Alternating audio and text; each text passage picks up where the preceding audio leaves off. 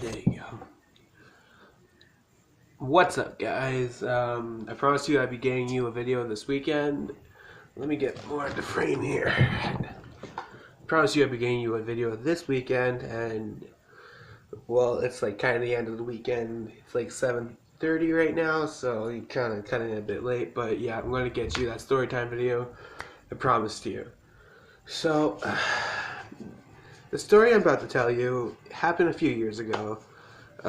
It's kind of long, so I'm going to see if it's necessary, if I'm going to need to split it up into two parts. But here's the story of my drunk neighbor. So, this story starts all the way back in grade 4. I'm in grade 10 now, by the way, so yeah, very long time ago. So, I had this girlfriend, let's say. The relationship lasted less than 24 hours, like most of my relationships. But anyways, so yeah, I broke up with her because my friends showed me opened my eyes to how fucking annoying this girl was. And I was like, holy shit. And the only reason I did go out with her in the first place is because a girl actually said yes once. So, yeah, that happened. I broke up with her. I think it was,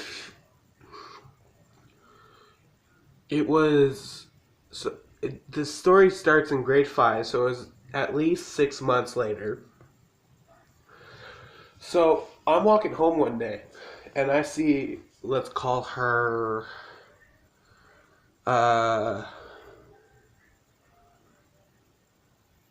Annoyance. Let's call it Annoyance. I see Annoyance walking down the street towards where I live, and I'm like, okay, she never's gone this way before, so I'm like, what the fuck? And then she gets to where my block is, my apartment's right there, and she crosses the street and walks into one of the condos. I'm like, okay. First of all, I have red flags popping up all over the place. I'm like, oh, this bitch about to move into my fucking house. But not into my house, but she's about to move into my fucking neighborhood, and I was right.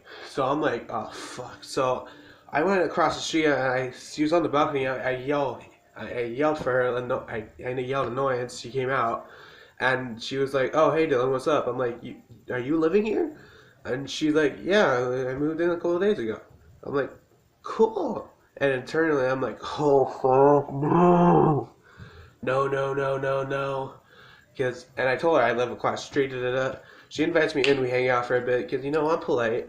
And I was having like not fun, but I was like, it was a chill time. I was hanging out for whatever. So, but I didn't like her moving in. So then I go home. I tell my mom about what's going on. I'm like, yeah, my ex-girlfriend moved in across the street. She's like, oh, maybe I should go talk to her, meet her family and stuff. I'm like, no, why? No, this isn't that. So I don't remember how it happened, but my mom and Annoyance's mom, let's call her Drunky, met. So yeah, and then my mom's like, yeah. My mom comes back later that day. It's not the same day they met though. That happened a few days later. So my mom comes back from wherever the fuck she met. She's like, oh yeah, I met Annoyance's mom, Drunky. She's really nice. We're gonna hang out this weekend. And I'm like, and I specifically told my mom, I don't think it was exactly these words, but something along the lines of, Mom, do not do this. This is gonna fuck you over completely. So yeah. That's what I did. Then my mom and Drunky started hanging out, so that forced me. Oh shit! Sorry about that. Yeah. That did not mean for that to happen. Didn't know it was going to happen. I'm sorry for that. Back to the story. Yeah. So it forced me to start hanging out with Annoyance more often. And then I was like, oh fuck. So Drunky and my mom started being friends. They started being friends. They're talking more. And then, I think it was 3 months later, Drunky and Annoyance move out and move to a new building a little ways away. Then, my family has to move out of our apartment. Then, so we move in with some family friends of ours, which is another story for another time. And for about 2 weeks, Then my mom talks to Drunky one day, and Drunky's like, "Oh yeah, there's an apartment in my building that just got freed. If you want, you can talk to the landlord, and I can see if you can get it." So my mom's like, "Dad, that'd be great." And mind you, this apartment is legit right next to Drunky's apartment. So let's say this is Annoyance and Drunky's apartment. This would be our apartment, right fucking next to each other. It's just great. So, Drunky talks to the landlord. She gets back to my mom. My mom meets the landlord, and boom, we get the apartment. And I'm like, fuck. So, but I did get some benefits out of this. Soon, I'll tell you soon. So we move into my mom and Drunky even become better friends. And Annoyance is always over at my place, asking me and my brother, "Oh, can you take me here? Can you take me there? I need someone to take me places. I can't go by myself because I'm a little girl. I need other people to take me places." I'm like, but the benefit I got out of this is that I always got really good breakfasts. So yeah, great food. So yeah, so one day my mom's like, "Oh guys, let's go to La Ronde." And for you, I'm not going to say where La Ronde is, but if you know where it is, then you know where I live. So, we're talking about going to La Ronde. It's like great. It's great. Me and my brother are excited because, we're going to an amusement park. It's like the best time. It's always the best time when we go. And then my mom brings it up in front of Drunky, and then Drunky's like, "Oh, we'll come with you guys too. It'd be a whole, family adventure." And I'm like, fuck. I'd spend the whole fucking day with this bitch now. Both these bitches. And by the way, I didn't really talk like this back then. I was a little kid, so I was probably like, "Oh no, man, what am I doing?" I was probably like that, but yeah, I'm talking like this now. So the day comes, and so here's what happened. I may have not mentioned this a bit before, but Drunky is a bit of a drunk, obviously, but also a bit of a whore. And that will come in later in the story.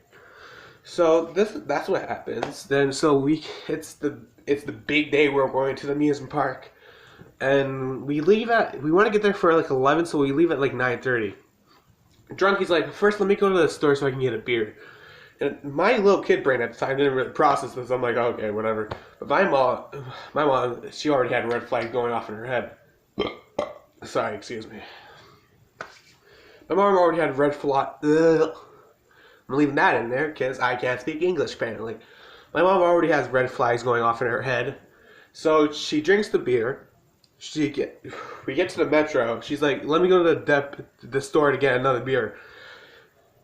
And so there's a lot you can't really drink in public. So what she's trying to do, she has an empty Coke can, and she's trying to pour the beer into the Coke can so she doesn't get stopped by any police. So I saw this, and then I remember being like, "Huh, that's weird," but I didn't really think that much about it. Like I said, my mom had red flags going off all over. So it takes a little more while to get there. She has a couple more beers. So by the time we get there, it's about 10:45, 11-ish. So the park's already been open for about an hour. So we get in, and then we make a beeline straight for the biggest ride in the park then, called the Goliath. It's I think it's one of the biggest roller coasters in the world, or at least the biggest one in Canada. So we're standing in line. By the way, this whole time, Annoyance, she's been annoying as fuck. I already wanted to just fucking shoot her in the face. So we're hanging out, we're waiting in line for this. And by the way, since the Goliath is so fucking popular, the line is so fucking big. Holy shit. This line it's like a 45-minute line. So we've already been in here for 20 minutes. There's music dancing. Yeah, 'cause that's fucking English. I'm sorry I'm talking so weirdly and speeding up and slowing down and shit like that. It's just my first time doing something like this, so I'm a little teensy bit nervous, but probably no one's gonna see this, so who the fuck cares? So back to the story. We're waiting in a line, and Annoyance is fucking dancing around. She's one of these girls that are always fucking on. She's hyperactive, it looks like she's always on cocaine, to be perfectly honest. So she's dancing, and and I'm just that. I'm like, I'm getting a little funky. Like, let's go, let's go, let's go, chica, chica.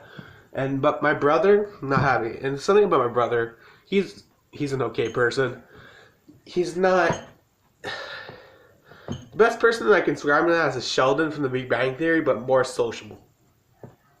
Yeah, that's about it. So Annoyance is trying to get my brother to dance. Like, come on, let's go, let's go. And she keeps pushing and pushing and pushing and pushing it. And then Drunky, she's drunk. Mind you, she's had a couple of beers since then. The first thing we had to do before we can get in the line to Goliath, get into the line to get her a beer. So I'm like, fuck. I didn't say that. Yeah, so the noise keeps pushing my brother to dance and dance and dance.